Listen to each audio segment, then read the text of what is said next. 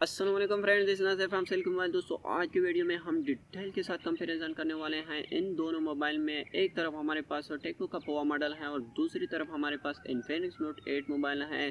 दोनों ही पाकिस्तानी मार्केट में नए लॉन्च हो चुके हैं। प्रोसेसर चिपसेट की अगर बात की जाए तो सेम प्रोसेसर चिपसेट आ रहा है। मीडियाटेक को हेलियो जी का प्रोसेसर चिपसेट इन दोनों मोबाइल में आ रहा है।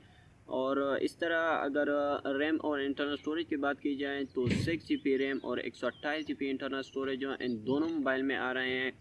सेम प्रोसेसर चिपसेट हैं और सेम ही इंटरनल स्टोरेज और रैम है। अब अगर प्राइस की बात की जाए तो प्राइस में बहुत ज़्यादा डिफरेंस है। टेक्नो पोवा का प्राइस जो है वो कम है और इन्फिनिक्स नोट 8 का प्राइस जो है वो बहुत ही हाई है। हाई प्राइस का ये मतलब नहीं है कि ओवर ब्रांड से भी हाई होगा। आप लोगों को पता है कि इन्फिनिक्स और टेक्नो का प्राइस जो है वो हमेशा और ब्रांड से कम आता है। तो टेक्नो पोवा का प्राइस 24,999 है और इन्फिनिक्स नोट 8 का प्राइस जो है वो 29,999 है। और ब्रांड में आप लोगों को 6 GB और 128 GB में आप लोगों को 30,000 रेंज तक को कोई भी मॉडल नहीं मिल सकता। हाल बता एक रियलमी में CC17 आ रहा था लेकिन वो भी अब बंद हो चुके हैं। तो अब आप लोग कंफ्यूज होंगे, सोच रहे होंगे कि सेम प्रोसेसर चिपसेट हैं और सेम और रैम इंटरनल स्टोरेज हैं तो प्राइस में इतनी डिफरेंस क्यों है।